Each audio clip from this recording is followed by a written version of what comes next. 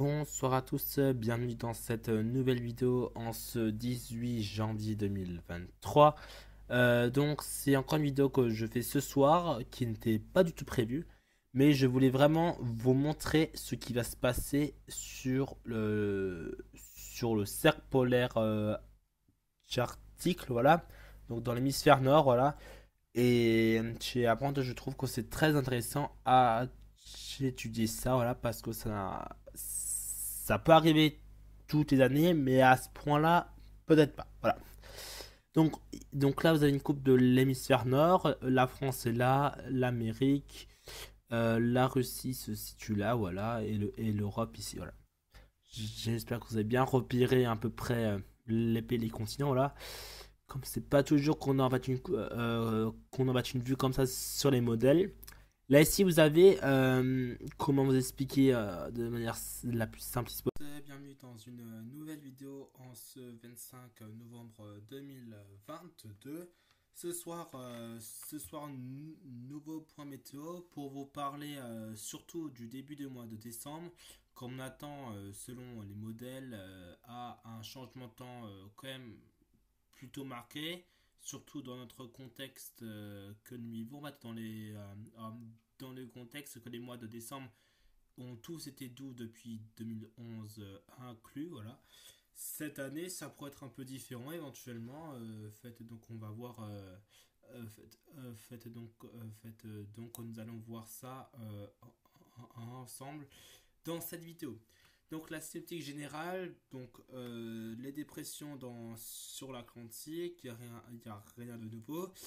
Par contre, l'anticlone qui était en fait absent, et d'ailleurs c'était très très bien pour avoir de la pluie sur la France comme vous. Bonjour à tous, bienvenue dans une nouvelle vidéo en ce 19 décembre 2021.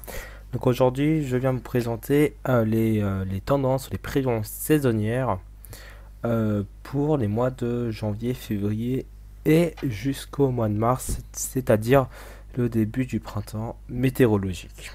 Alors, donc la fiabilité pour le mois de novembre était moins bonne. Comme j'ai bien prévu le caractère en fait plus froid que la normale saisonnière, mais en revanche les prestations ont été très largement déficitaires et moi je misais sur un excédent, enfin et même un excédent assez marqué hein, même et résultat des courses c'était un déficit donc du coup c'est 50% de réussite sur l'ensemble de la prévision. On attaque avec le mois de janvier 2022. Bonjour à tous, bienvenue dans une nouvelle vidéo. Nous sommes le 13 janvier 2023. Ce soir, je viens vous présenter la tendance pour ce week-end et ainsi que le début de la semaine prochaine. Donc nous avons l'anticyclone des Açores qui est sur les Açores, donc qui est loin de la France. Un vaste système dépressionnaire qui s'étale sur tout l'Europe du Nord et notamment la Scandinavie jusqu'à l'Islande en limite du Groenland. Nous sommes pour l'instant ce vendredi 13 janvier plutôt sous l'influence dépressionnaire au nord et plutôt sous l'influence anticyclonique au sud. Donc une France partagée, le tout sous influx zonal d'ouest, fait quand même classique. Bonjour à tous, bienvenue dans une nouvelle vidéo en ce 9 décembre 2022. Ce soir, bilan météo pour la semaine prochaine et ce week-end et on va voir ensemble ce qui va concrètement se passer, quels sont les risques, quels sont les points à surveiller. Tout sera donc dans cette vidéo. Ce vendredi, nous avons eu le premier épisode de neige en plaine. Et ouais, pour un mois de décembre, ça fait du bien, surtout ces dernières années. Sur le centre-est de la France, avec quelques centimètres, rien de remarquable, loin de là. Même 16 centimètres vers Évian, situé près du lac Léman, voilà. Bien sûr, c'est légèrement en altitude. Voilà, j'ai plus d'altitude. En fait, j'ai pas de chiffre en tête. Voilà, c'est pas tout à fait en plaine. Voilà. Donc globalement, à partir... Bonsoir à tous, bienvenue dans cette nouvelle vidéo. Nous sommes le 31 janvier 2023, le dernier jour donc de ce mois de janvier, ce qui signifie qu'il ne reste plus que février comme mois d'hiver météorologique. Et à partir du mois de mars, ça sonnera le printemps.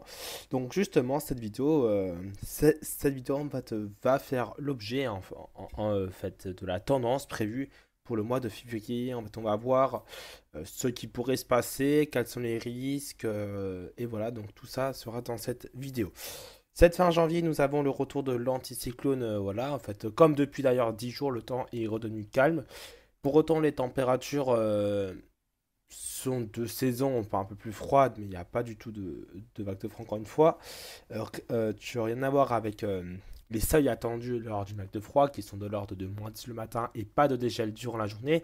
Ce n'est pas du tout le cas. Le matin, les gelées commencent même à devenir assez... Bonjour à tous, bienvenue dans une nouvelle vidéo en ce 20 novembre 2021. Donc maintenant, je viens vous faire le point pour la semaine prochaine et notamment sur le froid qui s'annonce, et on verra s'il y a un risque de neige en pleine, s'il y a un risque de froid marqué, et donc on verra tout dans cette vidéo.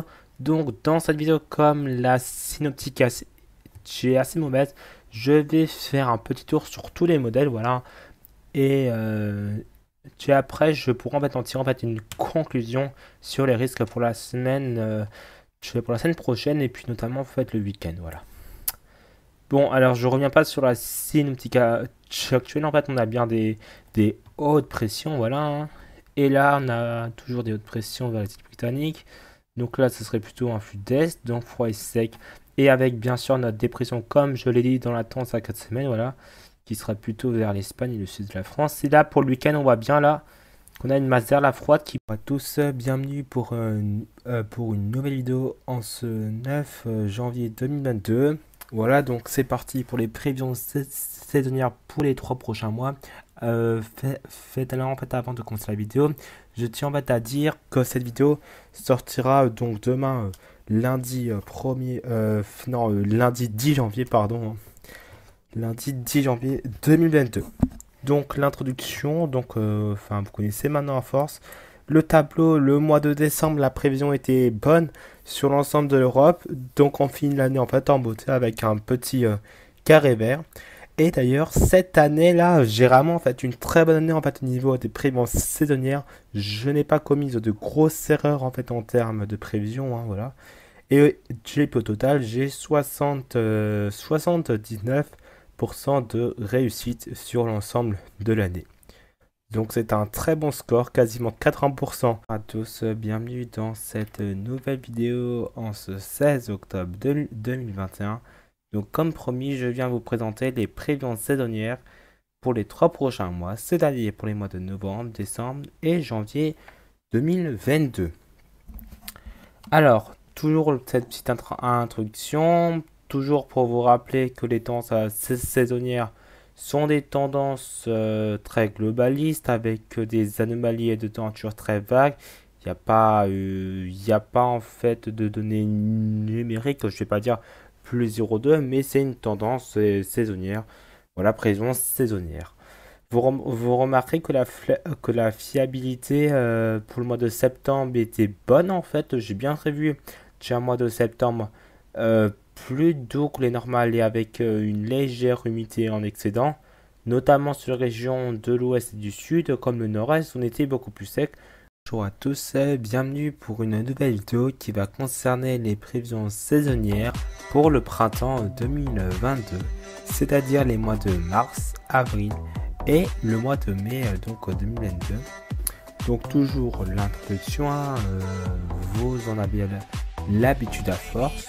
Donc là, ce mois de janvier, c'est un peu moyen en fait, comme j'ai bien prévu, on va être une sécheresse qui a bien sévi sur les régions du sud de l'Europe, et puis plus particulièrement de la Méditerranée occidentale.